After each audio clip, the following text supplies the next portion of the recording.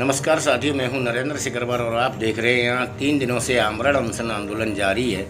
सन 1965 में sugar mill Kailaras की स्थापना हुई। उस समय द्वारिका प्रसाद मिश्र जो कांग्रेस के मुख्यमंत्री हुआ करते थे, उन्होंने इस फैक्ट्री की स्थापना करी।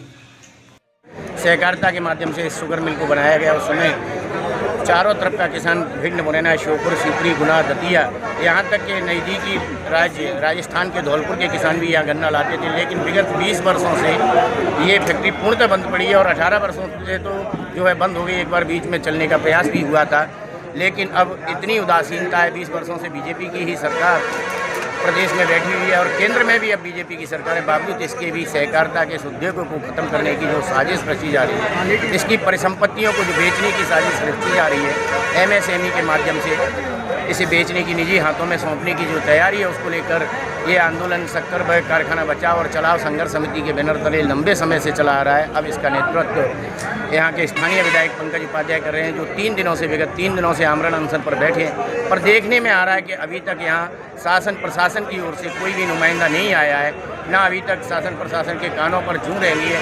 वहीं दूसरी तरफ कल वो लोग रेल लाइन का उद्घाटन, रेल का उद्घाटन, परिचालन का उद्घाटन सबलगढ़ से करने आ रहे हैं मुख्यमंत्री मोहन यादव। उम्मीद है कि शायद वो इस मुद्दे पर कुछ ध्यान दें।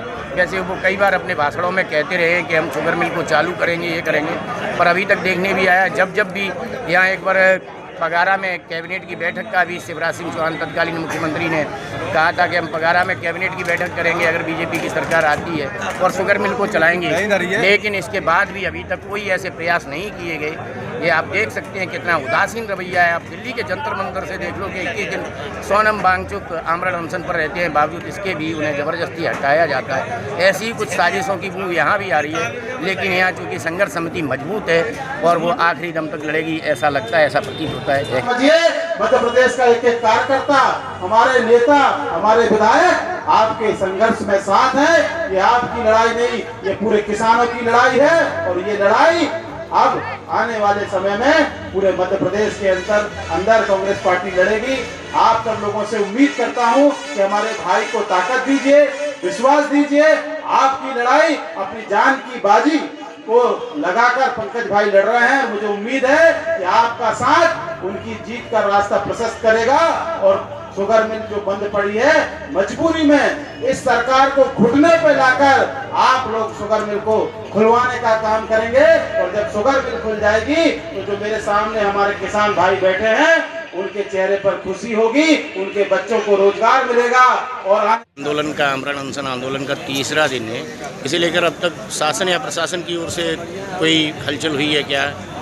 कोई मैसेज आया है? अभी तक ऐसा कुछ भी नहीं है। और उन्होंने बहुत जिस तरीके से तानाशाही रवैया हमेशा बीजेपी का रहा है, कोई तानाशाही रवैया दिख रहा है। लेकिन जिस तरीके से आप देख रहे हैं हमारे किसान, युवा, माता बहनें सड़कों उतर रहे हैं, निश्चित रूप से आज नहीं तो कल और कल नहीं तो परसों इनकी नींद खुलेगी।